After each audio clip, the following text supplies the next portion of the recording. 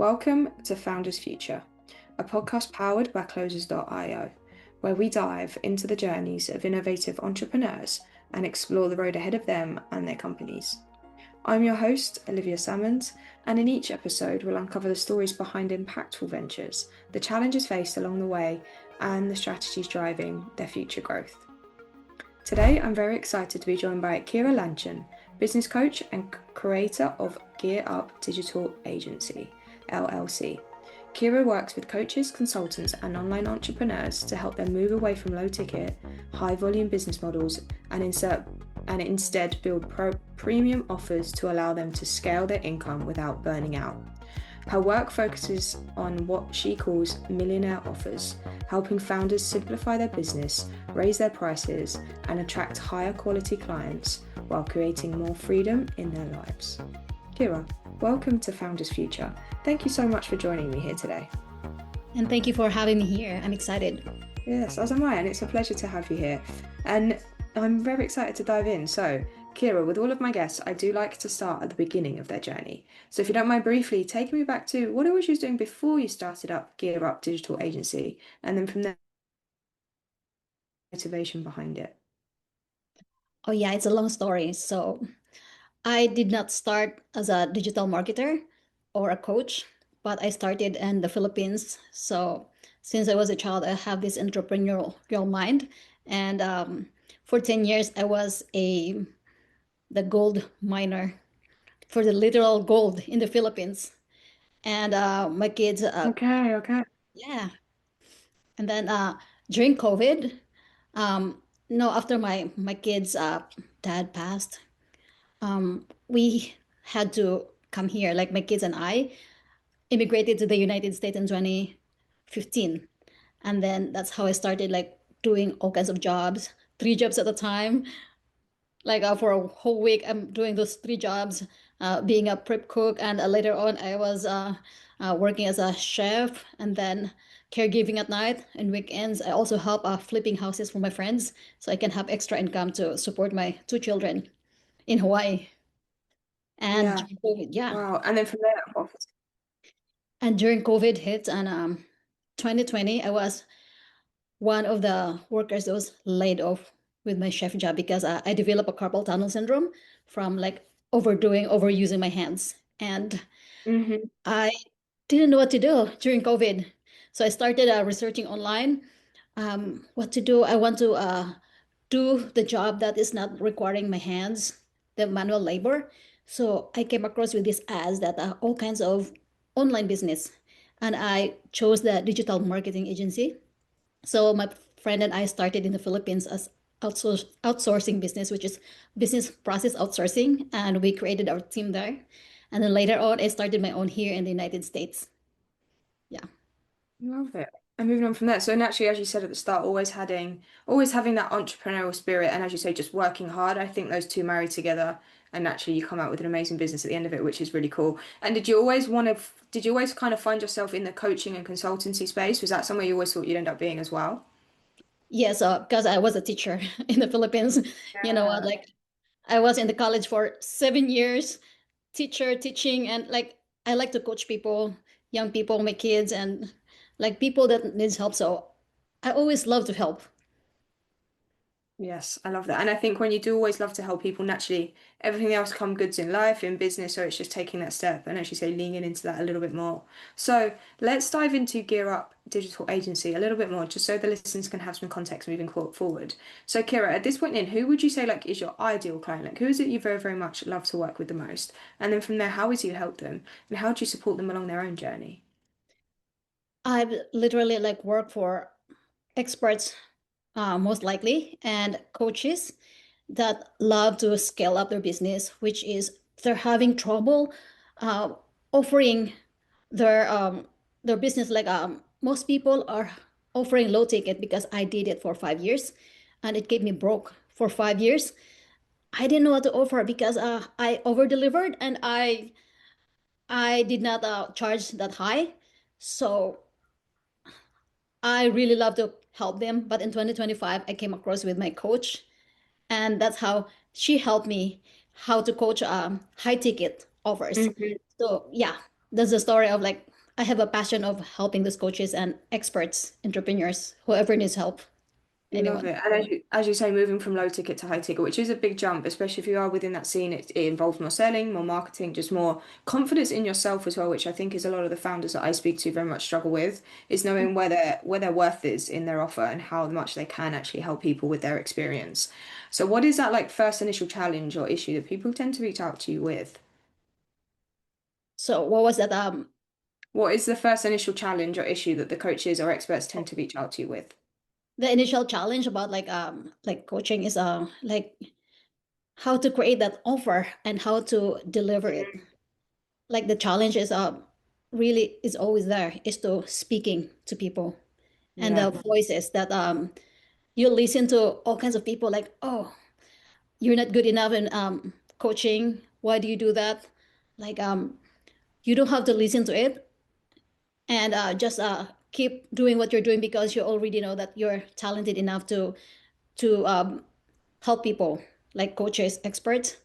So just keep going and just keep creating that high ticket offer and the strategies that I pre-built for all of them, which is Yeah. most likely is the speaking. Like they don't have confidence to speak like me. I started with like like English is not my first language, but I have to fight for it. I have to practice, like do a lot of practice every day and be consistent in practicing, and you'll be confident enough. That's so true. And it is those compounding effects. It's like anything when you start something new, you can even relate it back to sport. You have to learn and practice and practice and practice, and then it becomes so natural. But yeah, so the challenge for founders naturally must be as well, like even getting their own ideas or out on paper or out so other people can understand, as you say, kind of developing that offer and building it from there, and just really leaning into their expertise and seeing how they can help people, how they can speak on it, and how they can really present themselves is a big challenge. And what is it like to work with you then, Kira? Like, what is your style or your approach to coaching? That earlier approach to coaching, like the approach that I'm going to give to my Like, students. So yeah. most likely, create your own stage because these days it's hard to be in that stage to be able to tell people what you're doing, and it's hard to get a speaking gig when so I'm teaching my student and my clients to create your own stage, which is Okay. right now it's a huge market, which is the online. So you have to create like doing masterclass, doing the challenge, and you can do it, and that's how you get your clients. Just market Love it that. organically or running ads. Running ads. And how is it that you go about acquiring your customers? Like, what channels or methods are working well for you at the moment, Kira, in finding those right people to work with? So right now, like because I started from scratch, which I was broke for 5 years, and then the most challenge right now is having a team, the right team to find which really know how to write your own brand voice, which is especially for copywriter. Make sure that they know how to write Yeah. your brand voice, and then like graphic designers. So most of the challenge right now is like trying to do it on my own because I'm not confident that they can help me with it. So I did everything from landing page, my funnels. I've done everything, even my post. But later on, like when I have like more confidence, I'm going to like get my team back. So most like they're in the Philippines and some are here too. So yeah, there's a challenge right now. Is like no trust to anyone for now, doing everything on my own for now. Yeah, wearing all the hats as a founder yourself. And I suppose when it does come to obviously marketing yourself, are you running any form of advertisements or like is your content just very organic when you are trying to acquire your customers as well? So for now, because like my hands are tied up, I'm doing a lot of things at a time, which is I don't have enough time to do the organic, which most likely I offered to my clients before when I used to focus in a digital marketing agency, do it organically. But for now, because I'm this speed, I need to run ads Okay, in cool. Facebook, Instagram. Yeah. Nice. So Instagram and Facebook ads. I think they're a great way to do it. I think there's obviously a lot of debate whether it's organic or paid ads, or you start with organic and then you move to paid ads. I don't think there's a right time. I think if you, as you said, if you know how you're speaking, you have your messaging on point, even your Mhm. ICP, you know that kind of avatar you're looking for, paid ads are a great way to scale at speed or comfortably or slowly, however you want to use them. I think they're a beautiful tool. It helps with the consistency in lead flow more than organic side of things. And I know you mentioned there you're kind of covering all the hats yourself and juggling amongst it. How are you kind of coping with that? Do you enjoy that part of the job as well, of being a founder and just running the whole show? Oh yes, because I totally quit my job and just stay at home and then do it like work for 14 hours and do it like getting at least 6 hours sleep. I would be happy with that. But like it's fun because I learned so much from everything like that copywriter is doing. I learned from that, and graphic designing. I became good at it. Good, Yeah, yeah. It's it's nice. fun. So you are learning on the way. It is fun. And I think when there are jobs that you find fun, it makes it easier to kind of get them done as a founder as well. So it's great that you are learning and enjoying the process. That's a big part of it. And what are your like goals or your ambitions for the company moving forward? You know, when you think of maybe the next 6 to 12 months, like where are you looking to take the company? Like what are the goals or the targets that you hopefully looking forward to achieving? So for now, I started with helping at least 100 people for 6 months, which pays me a high ticket, and I'm going to help them to create that 6 figures to 6 figure days and 7 figure days. Mm-hmm. Where we have the secret that my coach and I like talk about that she taught me that to make sure whatever investment they give me, they're gonna like 20x, 10x, 20x their investment, and make sure they're going to like give their profit margin right away for a short period of time because it's not a scam. You just have to like work on it consistently and like focus on the time for 3 days. I'm going to take them to the workshop inside a castle here in Seattle, Washington. So that's my goal is to take them in the castle. And then we're going to work for 3 days and you're not going out in there until you finish everything that you need in marketing. And also, I'm looking forward to get the speaking or to speak and the big conferences to practice more with my speaking. Nice. I like that. So as you say, just doing all the things that you are teaching your clients to do as well, making sure they're getting their results and in-person workshops is a core aspect as well as the speaking. Just getting yourself on those right stages and in front of the right people. Where are you finding probably the biggest challenge for yourself at the moment, Kira, either within the business or even taking those next steps? Yeah, the time really like juggling with the time, like chasing the time for now because especially when or some tech issue when the Facebook like when I tried to put my ads in there and the Facebook said, okay, you're restricted for now because you done this, you done that, and you had to find a way to you don't want to be stuck in that. You have to like move Yeah. on and find a way, create another account, and then run it. So the Yeah. challenges, yeah, is the time and then that tech issue. Yeah, I can imagine. And sometimes Facebook can be so techy, so nuancy. So it is nice that you like as you say, it's just staying on top of that as well as everything else.